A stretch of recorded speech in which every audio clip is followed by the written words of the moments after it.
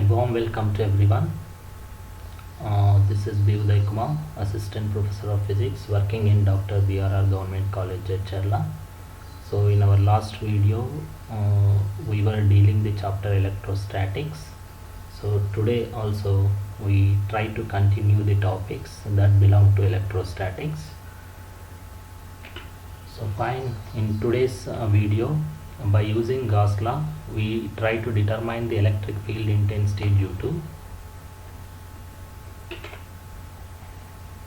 charged spherical conductor, and we also try to determine the electric field intensity due to the charged sphere, and also we try to determine the electric field intensity due to a line charge of infinite length.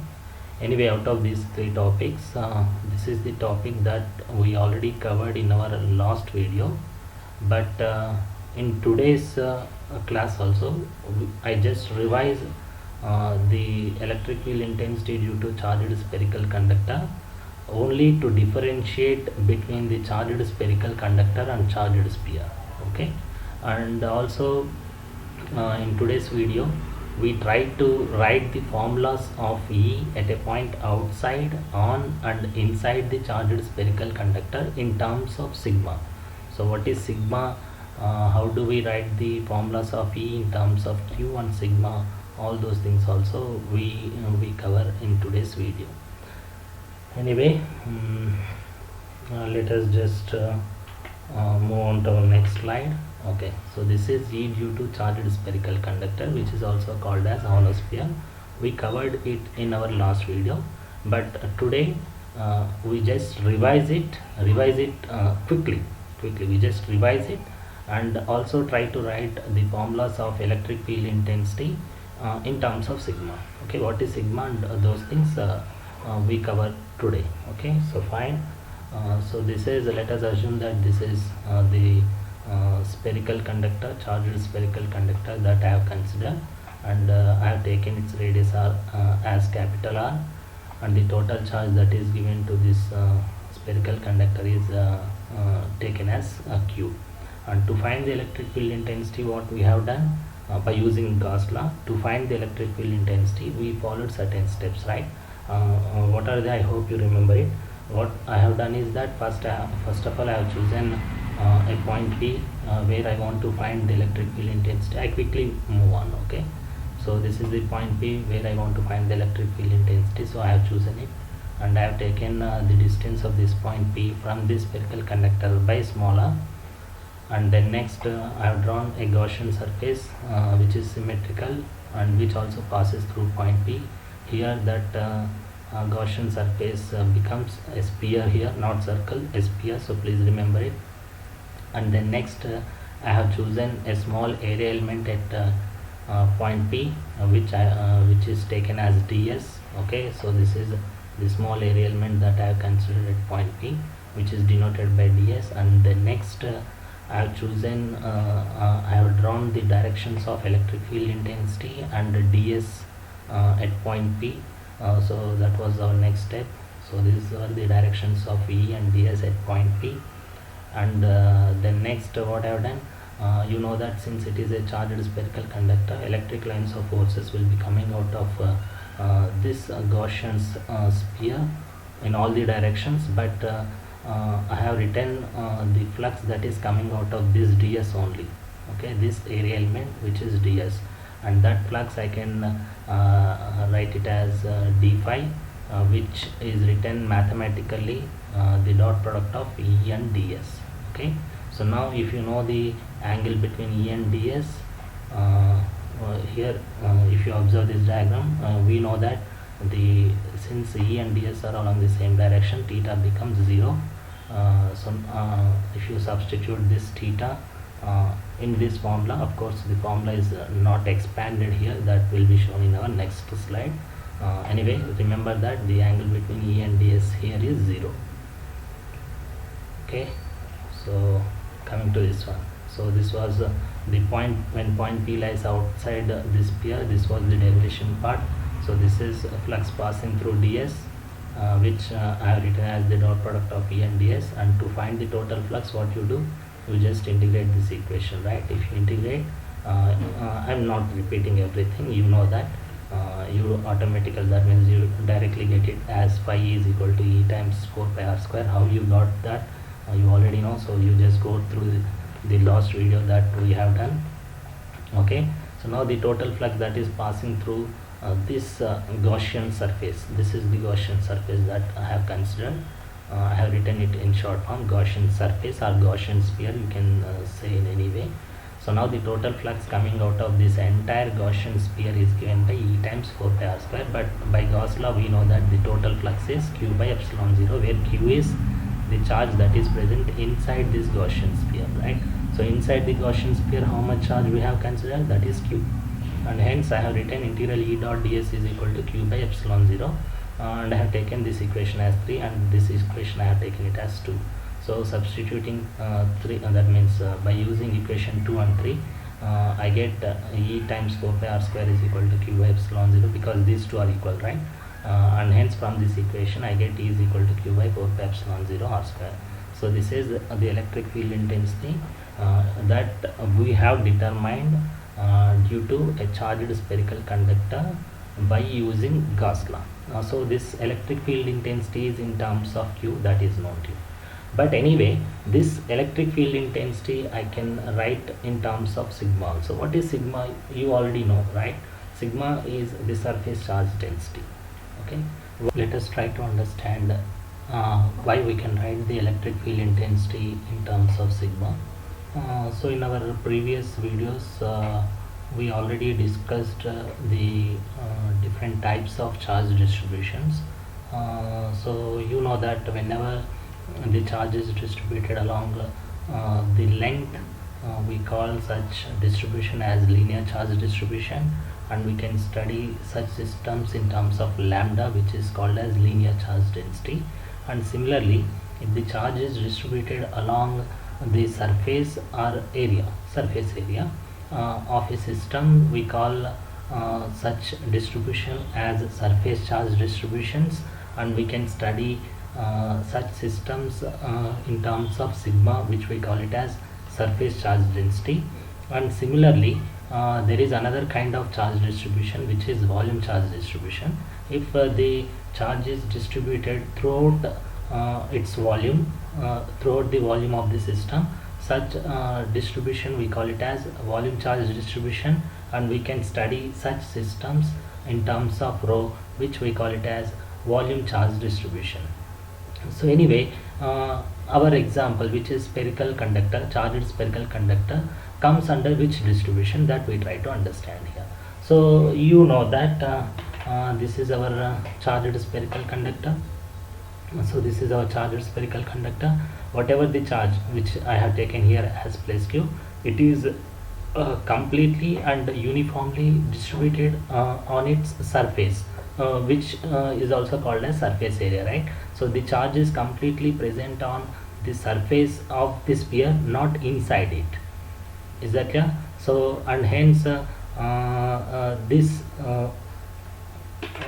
charged spherical conductor becomes completely an example of surface charge distribution here, because whatever the charge that we have given to this system is distributed along its area, right? Distributed along its surface area, and hence it becomes the example for surface charge distribution, and hence we study this system in terms of sigma, not in terms of lambda or rho.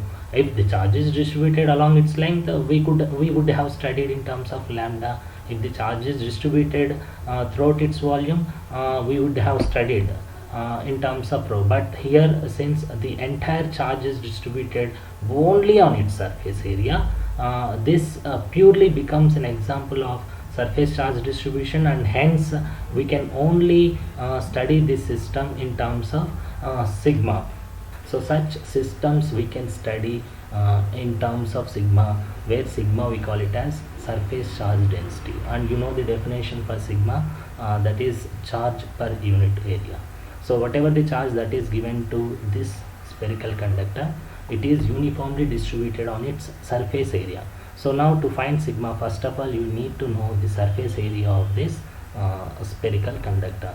So since its radius is capital R, its surface area becomes, the surface area of this spherical conductor becomes 4 pi capital R square. So please remember this, whatever the charge that we are giving it to the sphere whose radius is capital R, right? So that means the entire charge is distributed on the surface area of this sphere whose radius is capital R, and hence to find sigma, by definition the sigma is the charge per unit area, right? So to find it, whatever the charge that we have given to that system, that will be divided by the total surface area. Okay, so that means the charge that is given to this charged spherical conductor is Q, and its surface area is 4 pi R square. So if you divide Q with 4 pi R square, you get sigma. So this is sigma. Okay, I hope this is clear. And you know that sigma, I can write it as Q by 4 pi R square. From this equation I can write the formula as Q is equal to sigma times 4 pi R square. So that means for board examination point of view, you can stop here itself, but for competitive examinations point of view, sometimes you will be asked to write the formulas of E in terms of sigma also, and hence I am just discussing this topic. But for board examination, whatever we have done in our last video, that is sufficient for a charged spherical conductor. So whatever I am discussing today, I am discussing it in competitive examinations point of view. Anyway, I can write this equation E in terms of sigma also. How I write that? So in place of Q, this is the equation that I get, right? I get Q as sigma times 4 pi capital R square. So in place of Q is in numerator, right? So in place of Q, I write Q is equal to sigma 4 pi capital R square, and divided by, in place of 4 pi epsilon 0 square, you just write it as it is. If you do it, so what happens? 4 pi gets cancelled. Is that clear? And what are the terms that we are getting here? Remaining terms. If you observe carefully, we get sigma by epsilon 0, and in numerator you get R square, and denominator you get small r square. In numerator you get capital R square, and denominator you get small r square.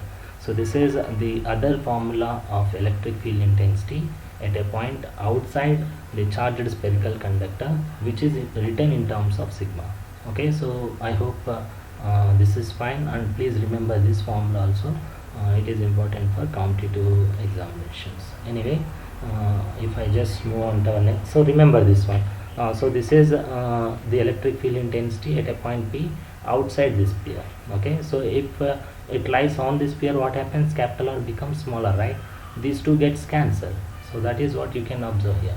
And P lies on the surface of this sphere. This is the formula that I get. But if you write it in terms of sigma, what I get? I get just sigma by epsilon 0. Okay, because capital R becomes smaller, and from our last equation here, capital R becomes smaller when point P lies on the surface, right? So these two gets cancelled, and the terms that remain that are remaining are sigma by epsilon 0. So this is at a point when this is electric field intensity at a point which lies on the surface of the spherical conductor. Similarly, at a point inside the spherical conductor, it obviously becomes 0. Okay, because inside the spherical conductor, charged spherical conductor, the charge will not be present. I already explained it, right? So no charge will be present inside the spherical conductor, and hence the charge that is present inside the Gaussian surface will be 0. Since it is 0, the electric field intensity inside the charged spherical conductor will be 0. Okay, I hope it is clear. So please remember, so in our last video we determined E due to charged spherical conductor in terms of Q's only, in terms of charge only. So that means we try to determine the formulas for E in terms of Q only, in terms of charge only, not in terms of sigma. So here in today's class we are determining the formulas of electric field intensity due to a charged spherical conductor in terms of sigma also. Okay, so that you try to get it. But for board point of that means for board examinations point of view, you just write the derivations in terms of Q only. That will be sufficient. Okay, so you need not write the formulas in terms of sigma. Okay, I hope it is clear. So let us just move on to our next slide. So anyway, so this is our next topic. We try to determine the electric field intensity due to a charged sphere. So what is a charged spherical conductor? What is a charged sphere? That means that difference you need to understand very clearly. Otherwise, in place of one, you write the derivation of the other. So because of which you may lose marks in your examination, right? Anyway, so we just move on. So this is the charged spherical conductor that we considered in our last topic, right? So please check this out. This is the diagram that we have considered for our last topic. This is a charged spherical conductor, not charged sphere. So how can you say that it is a charged spherical conductor? Because whatever the charge that is given to this body, it is uniformly spread on its surface.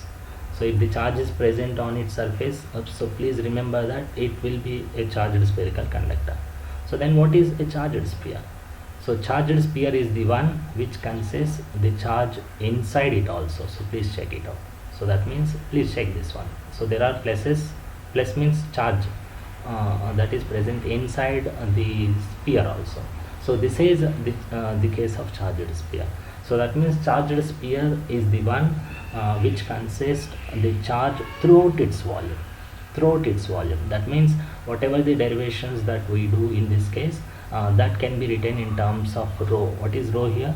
That is volume charge density. So please remember, in this system charge, anyway, the best example for charged sphere is the nucleus. Nucleus is the best example for the charged sphere. Why? What does this nucleus consist? It consists protons inside it, right? Of course it consists neutrons also, but they are chargeless, right? Neutrons are neutral particles, and hence forget about neutrons. But what does the nucleus consist apart from neutrons? Nucleus also consists protons, right? Which are positively charged particles. So that means inside the nucleus protons will be present, right? So that means charge is uniformly distributed. Of course you may assume that it is uniformly distributed throughout its volume, right? So that means the best example for the charged sphere, you can consider it as the nucleus of an atom, right? Anyway, so now you understood what is charged sphere, right? And you also know the difference between charged spherical conductor and charged sphere. What is charged spherical conductor? The entire charge will be distributed only on its surface. Only on its surface. That is the charged spherical conductor. If the charge is present inside the sphere also, that becomes the charged sphere.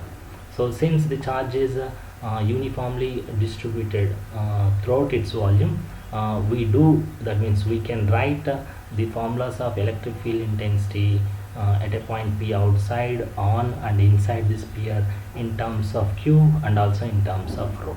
Okay, so please remember what is rho. Rho is charge per unit volume, and I can write the formula of rho as, so remember this is charge per charge per unit volume, right? So this is rho. This is rho. So what is the definition of rho? It is charge per unit volume. So to find the value of rho, what you do, you just divide the entire charge that is given to that charged system with its volume.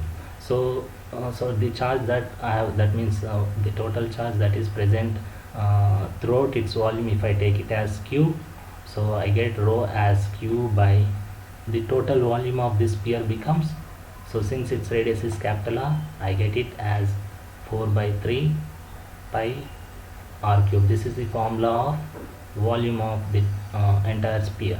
Okay, so that means I can write a rho in terms of Q and Q in terms of rho.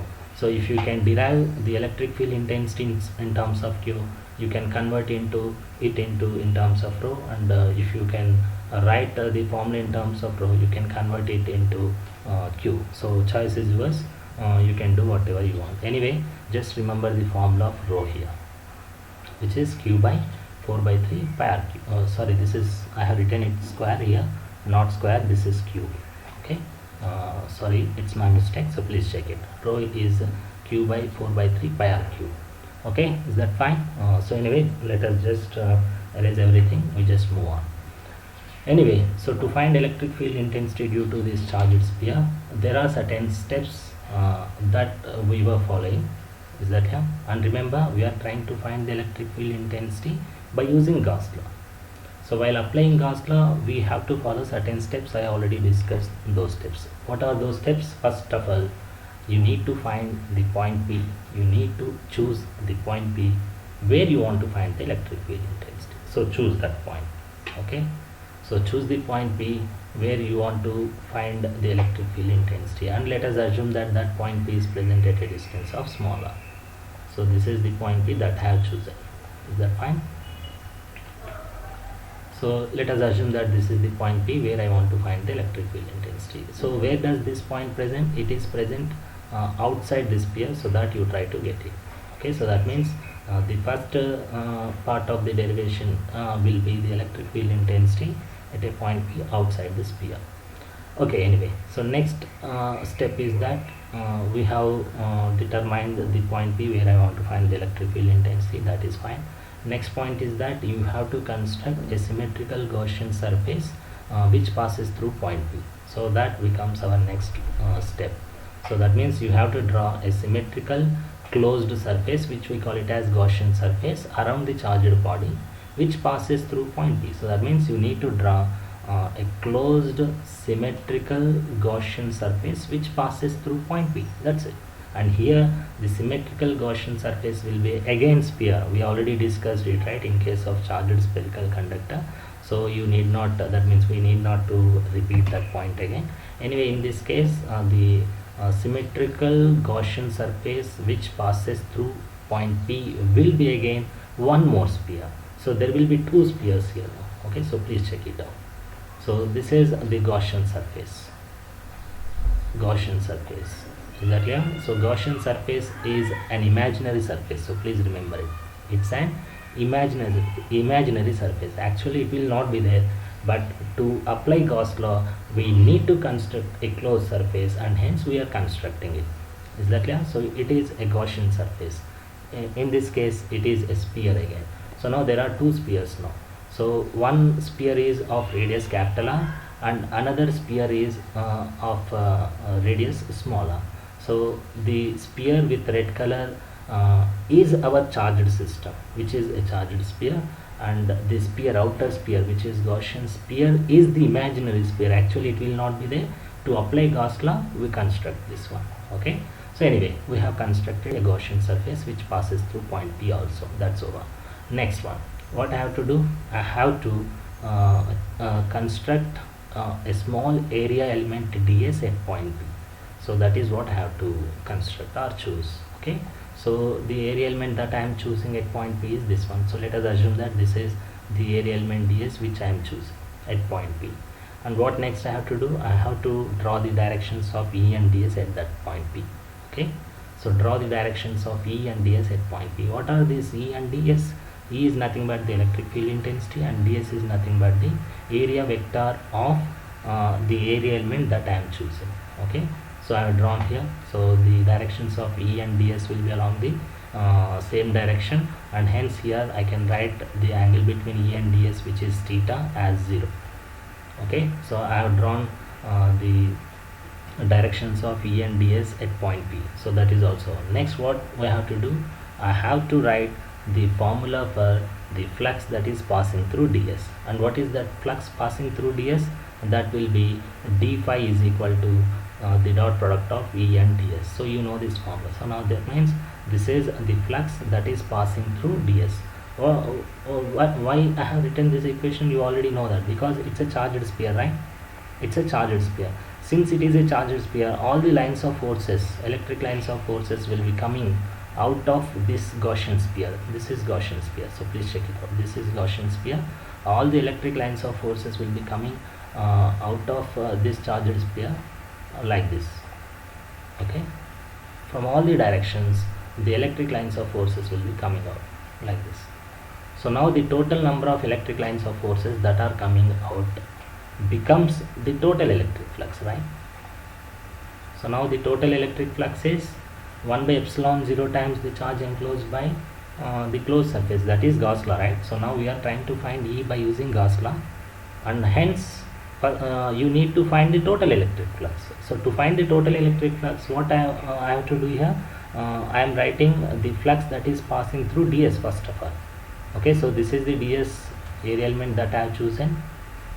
Okay, so now a few number of lines of forces will be passing through this ds also, and that number of lines of forces is given by d phi is equal to E dot ds. So now to find the total electric flux, what you have to do, you just integrate that. If you integrate that, you get total electric flux, and if that is written equal to 1 by epsilon 0 times the charge enclosed by it, you get Gauss law. That's it. So this is how we determine E by using Gauss law. Okay, anyway, so this is the flux that is passing through the small area element that I have chosen. Is that clear? So this one d phi is equal to E dot ds. So now let us move to our next slide. So this is the case that we already have seen. Okay, so when the point P was lying outside this sphere, so the heading is over here. So in this case, when point P lies outside this sphere, you know that small r is always greater than capital R. From the figure you can see this is small r from this position to this position, and from this position to this position is capital R. So that means from the figure you can say that small r is greater than capital R, and the flux that is passing through this region, the flux that is coming out of this region is nothing but d phi, that is d phi, right? So now d phi is written as dot product of E dot ds, right? So to find the total electric flux, what we do, we just integrate this equation. So on integrating equation 1, we get total electric flux, which I denote it as phi E. So phi E is equal to integral d phi E, but from equation 1 it is written as E dot ds, and this is E dot ds. Notation is different here, that's it. Both are same. Okay, surface integral E dot ds. This is closed integral, closed surface integral. Notation is same. Notation is different, but the meaning is same. So please check it. Anyway, E dot ds I can write it as E ds cos theta, where theta is angle between E and ds. Okay, so this step is written over here again. So phi E I can write it as integral E ds cos theta, but where theta is the angle between E and ds, in this case this becomes 0. You already know that. In our last slide I have written it, right? So theta is the angle between E and ds, and here in this case theta becomes 0. So substitute 0 in place of theta, so you get cos 0 here. So you know that cos 0 is 1, and hence next step I can write it as integral E ds. Cos 0 becomes 1. Since E is constant, why it is constant I already told you in case of spherical charged spherical conductor, right? So since E is constant, now it is the vector notation of E, and it is the magnitude of E, which is a scalar. So since it is a scalar quantity which is constant, you can take it out. If you take it out, you get E integral ds, and integral ds is the total surface area of the sphere. Remember, there are two spheres now. One is inner sphere, which is the charged sphere, original sphere, and another one is Gaussian sphere. Remember, ds is the small area element of the Gaussian sphere. So please check it out. Remember it. ds is always chosen at point P, and through point P Gaussian surface passes. So that means ds is part of imaginary surface, Gaussian surface. So integral ds becomes the total surface area of the Gaussian surface. Integral ds becomes the total surface area of Gaussian surface. So now the total surface area of this Gaussian sphere is 4 pi r square, where r is the radius of Gaussian sphere. So please check it out. I have drawn here. Small r is the radius of Gaussian sphere, and hence the total surface area of Gaussian sphere becomes 4 pi small r square. So most of the students get confused here. In place of r square, most of you guys write capital R square. Once you replace capital R square in place of r square is gone. That means whatever the equation that you will be doing will be completely wrong. So please check this out. Okay, anyway, phi E I get it as E times 4 by r square. This is the total electric flux that is passing through, or that is coming out of this Gaussian surface. Anyway, from Gauss law you know that the total electric flux is written as 1 by epsilon 0 times the charge enclosed by it. Anyway, so this is the Gaussian sphere that I have considered, right? This is our Gaussian sphere. So while applying Gauss law, you need to always remember it. On left hand side you get integral E dot ds, which represents the total electric flux, but on right hand side it will be 1 by epsilon 0 times the charge enclosed by it, right? This one, 1 by epsilon 0 times the charge enclosed by it. So that means the total charge that is present inside this Gaussian sphere is how much you have to observe it. So now inside the Gaussian sphere, the total charge that is present here is taken as plus q, and hence you just substitute q here. If it is something else, you need to write that one here. If I take it as q1, you have to write it as q1. If I take it as q dash, you have to take it as q dash, and so on. So please remember this. Anyways, this is from Gauss law. So from equation 2 and 3, I can write it as E times 4 pi r square is equal to q by epsilon 0. So the derivation is almost same, which we have done in case of spherical conductor. Okay, so almost same except in one case. Okay, anyway, in case of one, this is the equation that I get here. E times 4 pi r square is equal to q by epsilon 0. So if I send 4 pi r square to right hand side, you get E is equal to q by 4 pi epsilon 0 r square. This is the same formula that we got even in case of charged spherical conductor. I hope you remember that. Okay, so even there also you get electric field intensity at a point outside the charged spherical conductor as q by 4 pi epsilon 0 r square, and even here also you are getting it as E is equal to q by 4 pi epsilon 0 r square. So there is no difference at all. So if you understood that, this will be very much easier to you. So if you have any problem with that, this is also going to be a problem. Anyway, this is enough for board examinations point of view, but sometimes in competitive examinations, this electric field intensity they will be asking in terms of rho also. So to find rho, what you do, so this is a volume charge density that I already discussed in our last slide, right? Rho is volume charge density, which is defined as charge per unit volume. So charge that is given to this charged sphere is taken as q, and the total charge that is distributed throughout its volume, that means the total volume is 4 by 3 pi r cube. So now charge per unit volume is nothing but q by 4 by 3 pi r cube.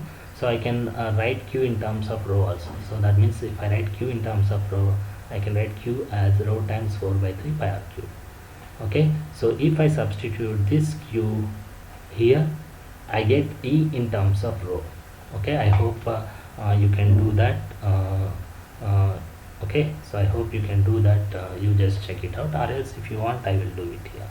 So anyway, in place of q, if I write it as rho times 4 by 3 pi r cube divided by what else we have in denominator, you get 4 pi epsilon 0 r. So now what are the things that get cancelled? 4 pi gets cancelled, and hence this becomes rho by this 3 goes to denominator, right? So 3 4 pi is getting cancelled, and hence you get epsilon 0 here, and in numerator 4 pi is getting cancelled, and hence you get r cube here, and one more. So these are the constants that we have, and one more term is remaining over there, that is r, which is smaller, which is in denominator. So this is the equation for electric field intensity in terms of rho. Is that clear?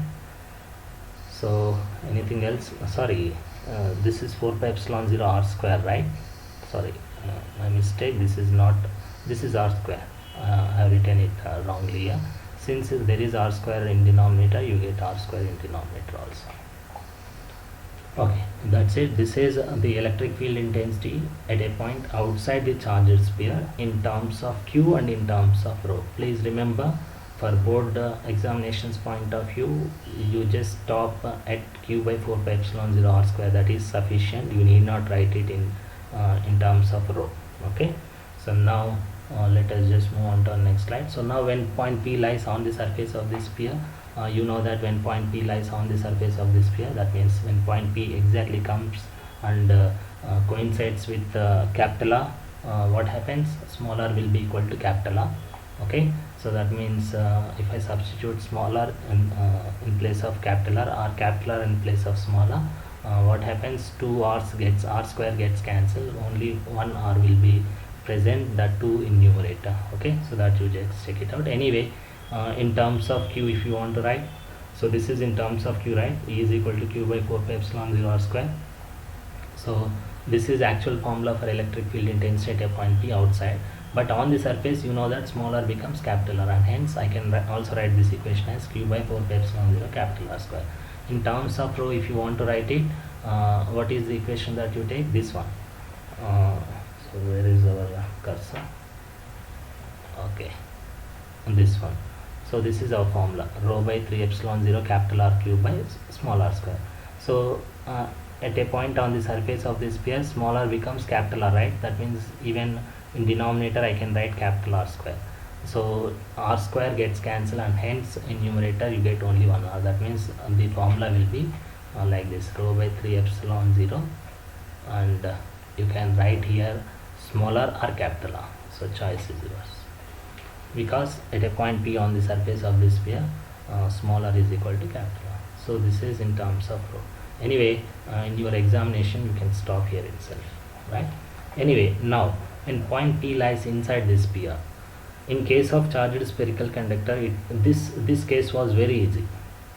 In case of charged spherical conductor, this case was very easy, and by 2 to 3 steps we used to find the electric field intensity inside the charged spherical conductor was found to be 0, right? But here the case is different, because the charge inside the sphere is not 0, rather it is something else. So that means in case of charged sphere, the electric field intensity inside it will be not 0, rather it is something else.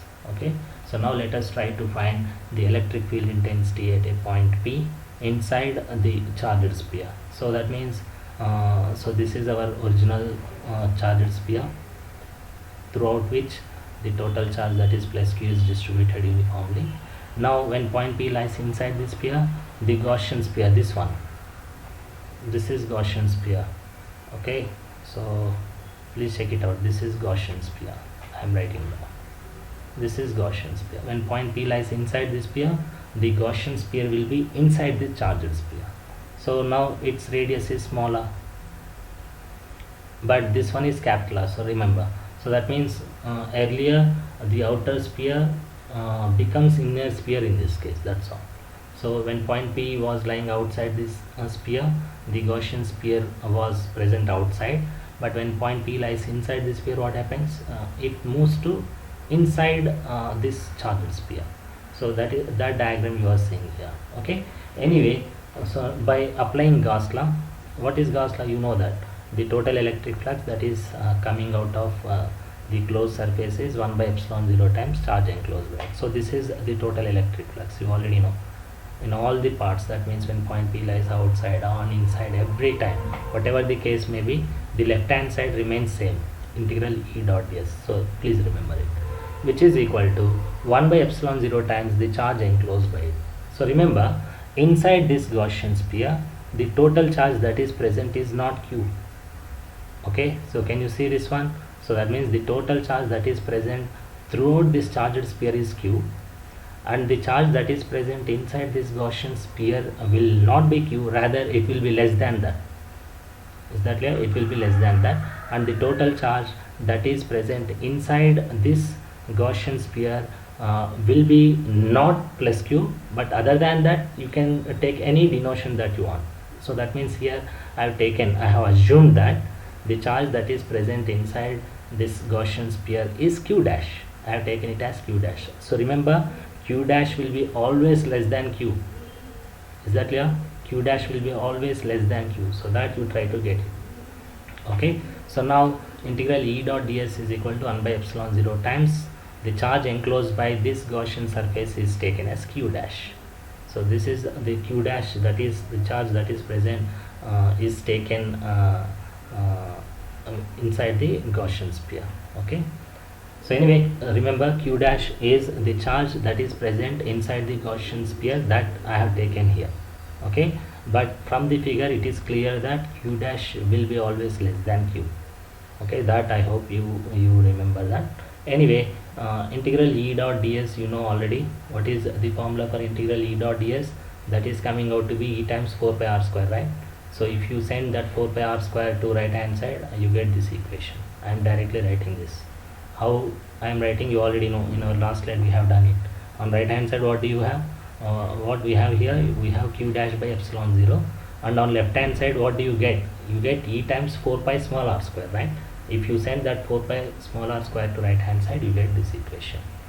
So E becomes q dash by 4 pi epsilon 0 r square.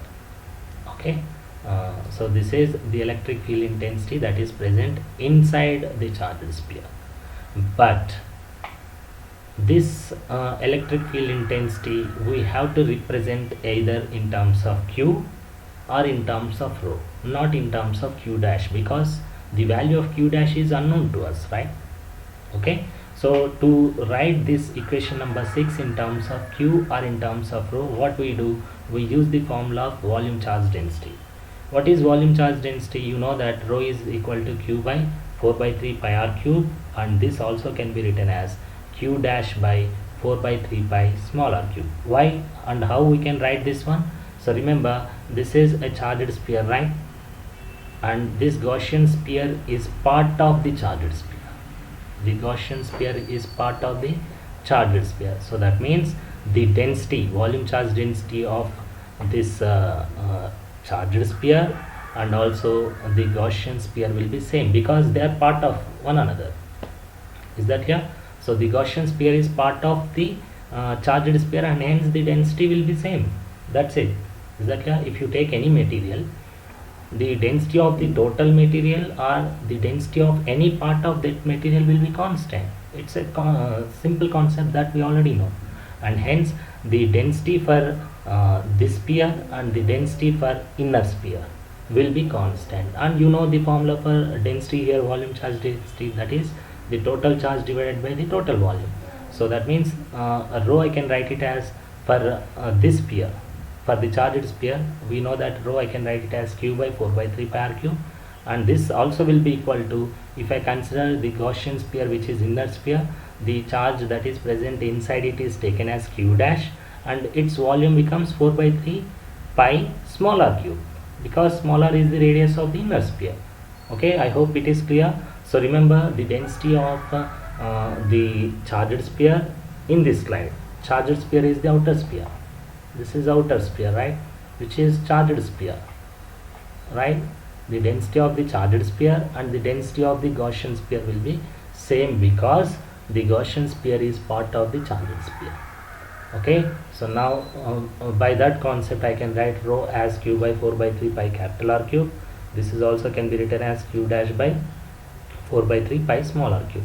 So now you have that means you can write q dash in terms of rho and q dash in terms of q. So please check it out. So if I take these two equations, what I do, I get q dash as rho times 4 by 3 pi r cube. This is equation 7.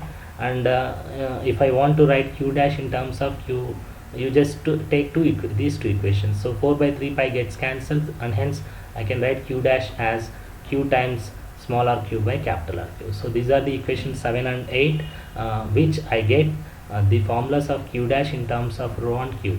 So that means now you have equation number 6 which is in terms of q dash, and in terms of q dash you have this electric field intensity. And if you want to write the electric field intensity in terms of rho, you use equation number 7, and if you want to write the equation number 7 in terms of q, you use equation number 8. That's it.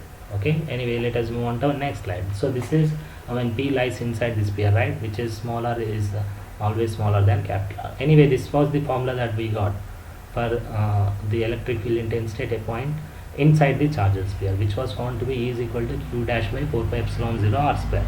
But I can write q dash in terms of rho from equation number 7, and also from equation 8 I can write q dash in terms of q. Choice is yours. You can write the equation of E in terms of rho or q. So choice is yours. You have to follow any one method in your final examinations if this question is asked. Okay, so anyway, so q dash, if I write this in terms of rho, what I get here from equation number 7, so substitute 7 here, you get this is equal to q dash is what, how much, rho times 4 by 3 pi r cube, small r cube. So rho times 4 by 3 pi small r cube divided by, what do we have here, 4 pi epsilon 0 r square. So now 4 pi gets cancelled, so this 4 pi gets cancelled now. So what are the terms that are remained here? So please check it out. 3 comes to denominator, so this becomes rho by 3 epsilon 0, and in numerator you have small r cube, and in denominator you have small r square. So r square gets cancelled, so you get rho by 3 epsilon 0 r. So you can stop here itself in your examination if you want. Otherwise, if you want to write it in terms of q, that also you can do. Okay, so choice is yours, as I already told you. Anyway, now this the same equation is written here. So 1 by 3 epsilon 0 is written as it is, and small r is written here. But what is rho here? So rho is nothing but this equation. So this is the equation that I am substituting, which is q by 4 by 3 pi capital R cube. So if I use this equation here, or else you can use equation 8 in this one also, you get the same one. So you can do in any way that you want. But anyway, I am substituting q by 4 by 3 pi capital R cube in place of rho here. If I do so, what I get, q by 4 by 3 pi R cube has been substituted in place of rho. So now the common terms which we have, they gets cancelled. They are here 3 is getting cancelled now. What else we have here? Q by, so nothing else, 4 pi epsilon 0 capital R cube, and in numerator you get smaller. That's it. So this is the formula of electric field intensity at a point P inside this sphere in terms of Q. Remember, this is in terms of Q and this is in terms of rho. So that's it. So anyway, so what we have done here is that in today's video, we try to determine the electric field intensity at a point P outside, on and inside the charged spherical conductor in terms of Q and in terms of sigma. And similarly, we also try to determine the electric field intensity at a point P outside, on and inside the charged sphere in terms of Q and in terms of rho also. Anyway, you need to please understand why in case of charged spherical conductor we get sigma, and why in case of charged sphere we get rho. So that you need to understand. So that is the basic concept you need to first of all understand, and the remaining part is mathematical part, and by a little practice you can do it very easily. Anyway, we will stop here. In our next video or lessons, we try to determine the electric field intensity due to line charge. Actually I thought of doing it today, but because of time factor I will stop. In our next class we try to determine the electric field intensity due to line charge and a cylindrical conductor, charged cylindrical conductor, and also we try to determine the electric field intensity due to a charged cylinder. Okay, so that's it. Thank you once again.